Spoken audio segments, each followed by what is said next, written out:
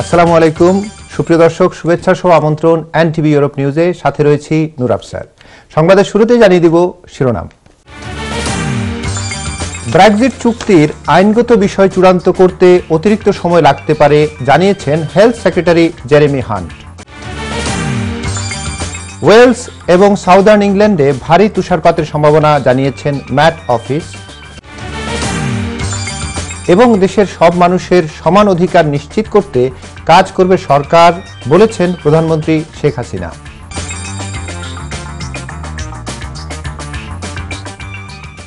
শুনছিলেন শিরোনাম, এবারে বিস্তারিত। ব্রেক্সিট ইস্যুতে সময় মঙ্গলবার মোট 7টি সংশোধনীর প্রস্তাবের পক্ষে ভোট হয় ব্রিটিশ পার্লামেন্টে। এর মধ্যে সবচেয়ে আলোচিত ছিল জ্যেষ্ঠ টরি নেতা স্যার গ্রাহাম ব্র্যাডির প্রস্তাবিত সংশোধনীটি। মঙ্গলবার ভোটের আগে দেয়া এক বক্তব্যে মে জানিয়েছেন তিনি ইইউর সঙ্গে নর্দার্ন আয়ারল্যান্ড ব্যাকস্টপ পরিকল্পনা নিয়ে পুনরায় আলোচনার চেষ্টা চালাবেন। বিতর্কিত ব্যাকস্টপ পরিকল্পনা নিয়ে ফের আলোচনা করতে ব্রাসেলস যাবেন। তবে ইইউ আগেই জানিয়েছেন তারা এ বিষয়ক চুক্তি পাল্টাবে না। আর এর মধ্যেই ফরেন সেক্রেটারি জেরেমি হান্ট জানিয়েছেন ব্রেক্সিট চুক্তির আইনগত বিষয় চূড়ান্ত করতে আরও সময় লাগতে পারে। বিবিসি জানিয়েছেন 29 মার্চের পর কত সময় লাগতে পারে তা নির্ভর করছে নতুন দিনগুলোতে ব্রেক্সিট নিয়ে অগ্রগতির উপর। Approving a deal in the days before the 29th of March, then we might need some extra time to pass critical legislation. But if we're able to make progress sooner, then that might not be necessary. And we can't know at this stage exactly which of those scenarios would happen. But your sense is that it might go right at the end of March? I think it's difficult to know, but what I would say is that whereas a week ago none of us really knew whether this was going to be possible, we're now in a situation where it clearly is possible. There are lots and lots of hurdles. No one's saying this isn't going to be very challenging, but we do now have a consensus in Parliament. We can use that consensus, providing we can meet these concerns, very reasonable concerns from our friends in Ireland about the not having a hard border, concerns in the EU about access to the single market. Providing we can do that, which I think we can, then I think there is a way through. গত কিছুদিন যাবৎ তুষারপাতে বিপর্যস্ত যুক্তরাজ্যের বিভিন্ন অঞ্চল। এর মধ্যেই আজ বৃহস্পতিবার ওয়েলস এবং দক্ষিণ ইংল্যান্ডে ভারী তুষারপাতের আশঙ্কা করা হচ্ছে, যা সন্ধ্যাকালীন ব্যস্ত সময়ে ভ্রমণকারী সমস্যার কারণ হতে পারে বলে ধারণা করা হচ্ছে। ম্যাট অফিস এক সতর্কতা বার্তায় বলেছে দুপুর 2টা থেকে 9টা পর্যন্ত ভারী তুষারপাতের সম্ভাবনা আছে। এদিকে অ্যাবারডিনশায়ারের ব্রেমরে তাপমাত্রা হ্রাস পেয়ে 14.4 সেলসিয়াসে নেমে এসেছিল, যা এই উইন্টারে সর্বনিম্ন। এর আগে 2012 সালকে লিঙ্কনশায়ারের হল বিচে সর্বনিম্ন তাপমাত্রা ছিল 15.6 সেলসিয়াস।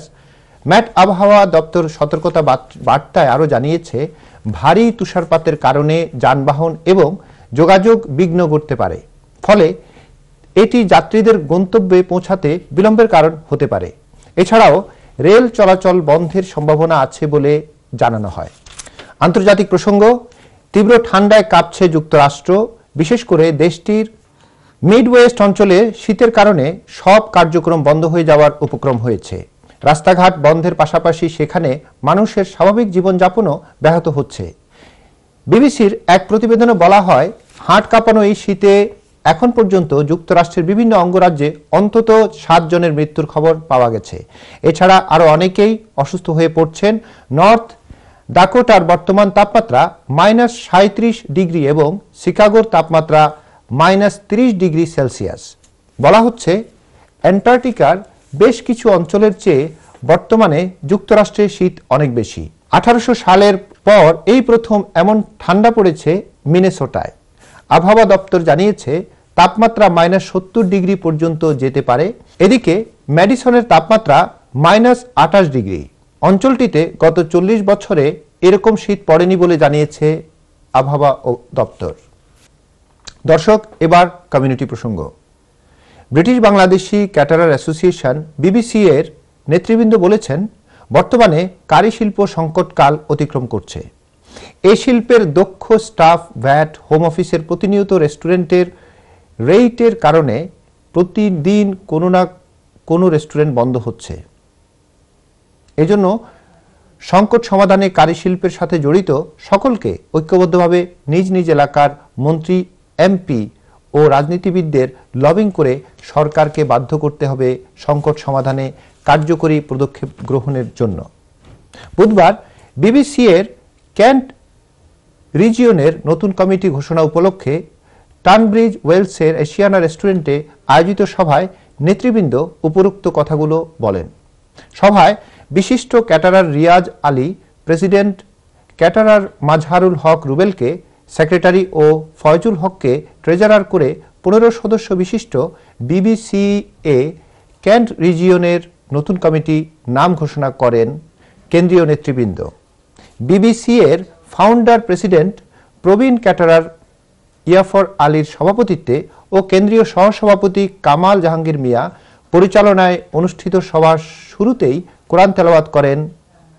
বিবিসি এর কেন্দ্রীয় senior vice president Abdul Quddus এই সভায় অতিথি হিসেবে বক্তব্য রাখেন বিবিসি এর কেন্দ্রীয় প্রেসিডেন্ট ও উইন্ডজর কাউন্সিলের কাউন্সিলর শামসুল ইসলাম সেলিম সহ আরও অনেকে। বিবিসি এর কেন্ট রিজিয়নের কমিটির সদস্যরা হলেন president Riaz Ali, vice president Abu Taher ও Shamim Ahmed, secretary Mazharul Haque, joint secretary Ripon Khan, treasurer Ershad Ali Faizul, organising secretary Sabbir Ahmed Sade. Biswanath development social trust UK এর 2018-2020 ইংরেজি সালের নতুন কার্যকরী কমিটির প্রথম সভা বুধবার পূর্ব লন্ডনের একটি রেস্টুরেন্টে অনুষ্ঠিত হয়। ট্রাস্টের সভাপতি সিদ্দিকুর রহমানের সভাপতিত্বে এবং সাধারণ সম্পাদক জিয়াউল হক জিয়া এর পরিচালনায় ধর্ম বিষয়ক সম্পাদক আব্দুল্লাহ আল নোমানের পবিত্র কোরআন তেলাওয়াতের মাধ্যমে সভার কার্যক্রম শুরু হয়। প্রথমে স্বাগত বক্তব্য রাখেন সভাপতি সিদ্দিকুর রহমান এবং সেই সাথে নতুন কার্যকরী কমিটির সকলকে পরিচয় করিয়ে দেন। এছাড়া আগামী এপ্রিল মাসে ট্রাস্টি বৃদ্ধির লক্ষ্যে ওল্ডহ্যামে নেটওয়ার্কিং মিটিং এবং আগামী জুন মাসে দ্বিতীয় সপ্তাহে নতুন কমিটির অভিষেক করার সিদ্ধান্ত গ্রহণ করা হয়। এছাড়াও ট্রাস্টকে সামনের দিকে এগিয়ে নিয়ে যাওয়ার লক্ষ্যে বেশ কিছু বিষয় নিয়ে আলোচনা করা হয়।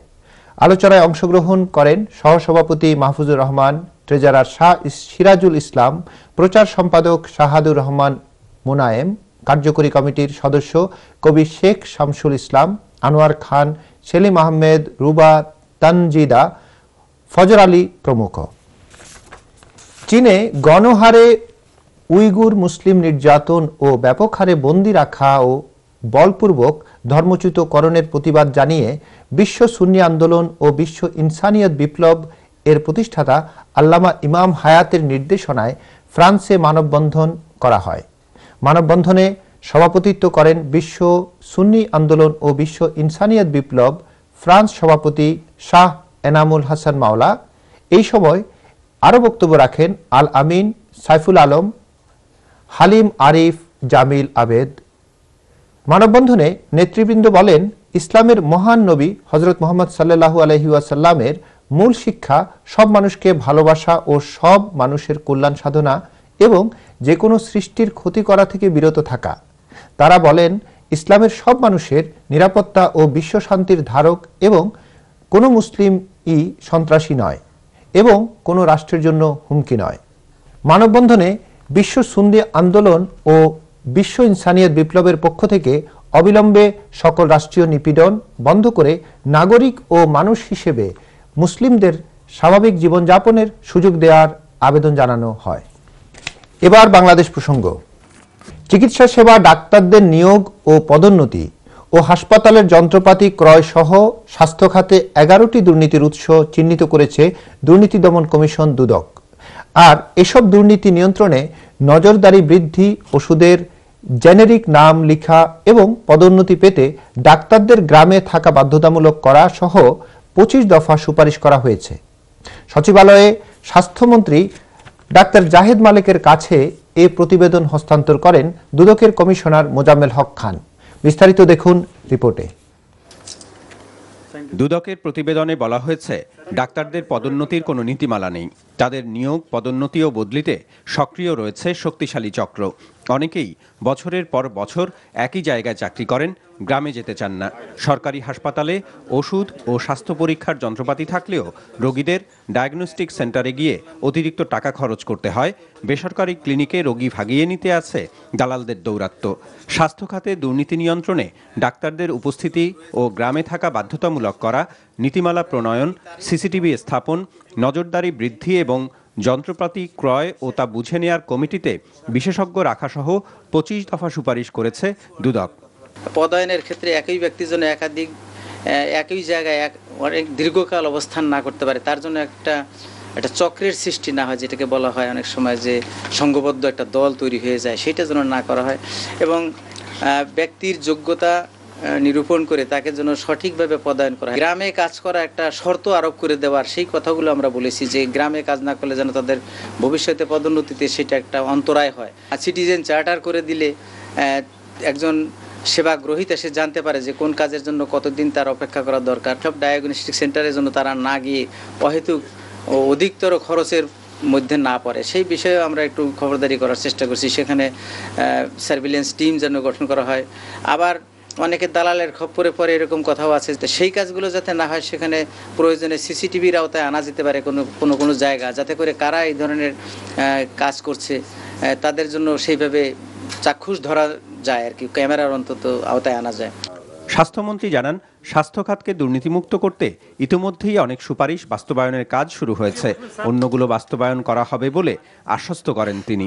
ক্রয় যদি ভালো লোক থাকে, স্বচ্ছতা আমরা আনয়ন করতে পারি, যন্ত্রপাতি ওষুধপত্র পাবো, বিষয়ে আমরা অলরেডি পদক্ষেপ গ্রহণও করেছি। কিছু লোকরা আমরা সরিয়ে দিয়েছি, একটা নেটওয়ার্কিং তো সব কিছু মনিটর করবে, অর্থাৎ ডাক্তার উপস্থিতি, নার্স উপস্থিতি, অন্য কর্মকর্তাদের উপস্থিতি, প্লাস যন্ত্রপাতিগুলো সচল আছে কিনা এ বিষয় দেখবে, ওষুধপত্র আছে কিনা, বদলি পদোন্নতির বিষয়েও একটি মাফিয়া চক্র আছে, এই বিষয়টি আমরা অবশ্যই দেখব। বেসরকারি মেডিকেল কলেজের মান বাড়াতেও কাজ করা হবে বলে জানান মন্ত্রী। Faizullah Mahmud, NTV news, Dhaka. প্রধানমন্ত্রী শেখ হাসিনা বলেছেন, দেশের সব মানুষের সমান অধিকার নিশ্চিত করবে সরকার। ছোট বড় বা ক্ষুদ্র গোষ্ঠীর নয়, সবাইকে দেশের নাগরিক হিসেবে ভাবতে হবে।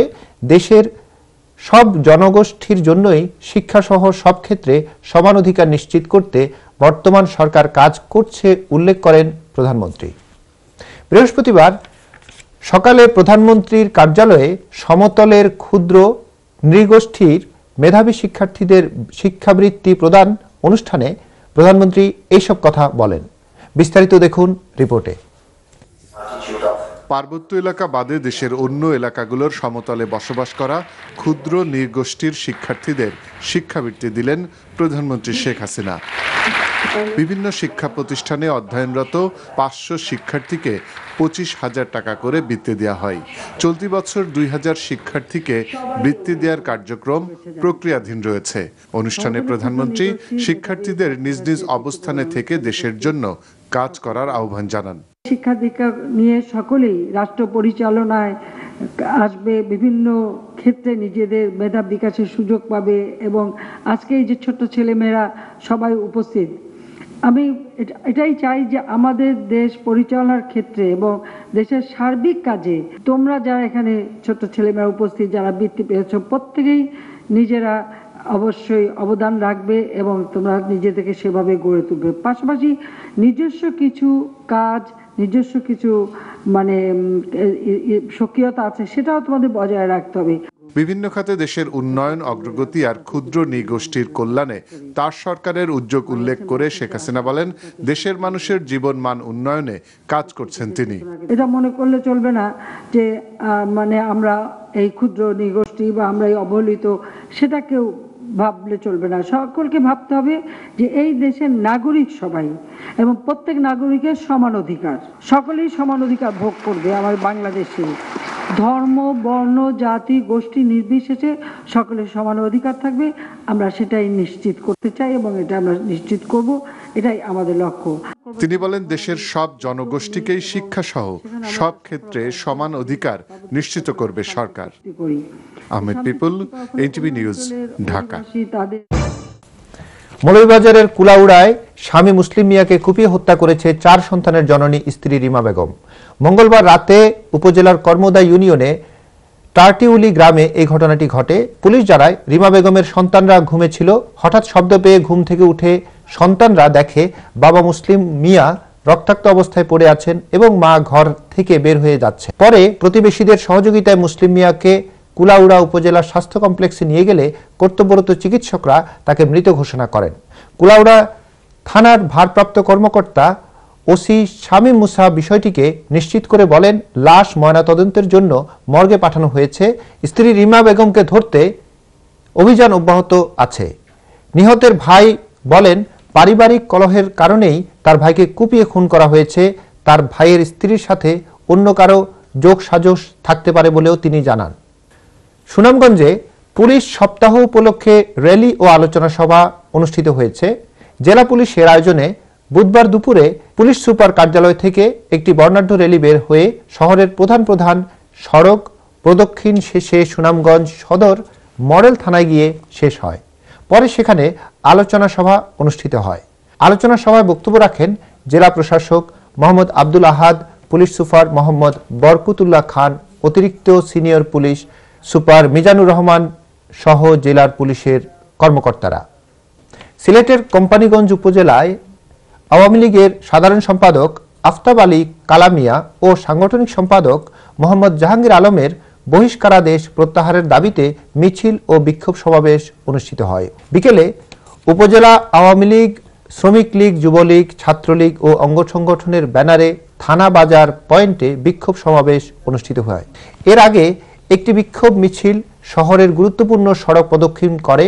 কোম্পানীগঞ্জ উপজেলা আওয়ামী লীগের সহসভাপতি আবু বকর সিদ্দিকীর সভাপতিত্বে প্রতিবাদ সমাবেশে বক্তব্য রাখেন পশ্চিম ইসলামপুর ইউনিয়নের চেয়ারম্যান ও সাবেক কেন্দ্রীয় ছাত্রলীগ নেতা শাহ মোহাম্মদ জামাল উদ্দিন, উত্তর রনিখাই ইউনিয়নের চেয়ারম্যান ফরিদ উদ্দিন, ইসাক ক্লস ইউনিয়নের চেয়ারম্যান কুটি মিয়া, পূর্ব ইসলামপুর ইউপি চেয়ারম্যান বাবুল মিয়া সহ অনেকে। পরিচালনা করেন উপজেলা ছাত্রলীগের সহসভাপতি শামসুল আলম। সমাবেশে বক্তারা 72 ঘন্টার আলটিমেটাম দিয়ে বলেন, এই সময়ের মধ্যে অগঠনতান্ত্রিক উপায়ে ঘোষিত বহিষ্কারাদেশ প্রত্যাহার করা না হলে কঠিন কর্মসূচি দেয়া হবে। দর্শক, সংবাদ শেষ করব তার আগে আরেকবার জানিয়ে দিচ্ছি শিরোনাম। ব্রেক্সিট চুক্তির আইনগত বিষয় চূড়ান্ত করতে অতিরিক্ত সময় লাগতে পারে জানিয়েছেন health secretary Jeremy Hunt. Wales এবং সাউদার্ন ইংল্যান্ডে ভারী তুষারপাতের সম্ভাবনা জানিয়েছেন ম্যাট অফিস। এবং দেশের সব মানুষের সমান অধিকার নিশ্চিত করতে কাজ করবে সরকার বলেছেন প্রধানমন্ত্রী শেখ হাসিনা। এই ছিল আমাদের হাতে থাকা এনটিভি ইউরোপ নিউজের সর্বশেষ আয়োজন। এই খবরের ভিডিও সহ আপডেট জানতে ভিজিট করুন ইউরোপ এনটিভি অনলাইন www.europntv.com। সাথে থাকার জন্য সবাইকে ধন্যবাদ। আল্লাহ হাফেজ।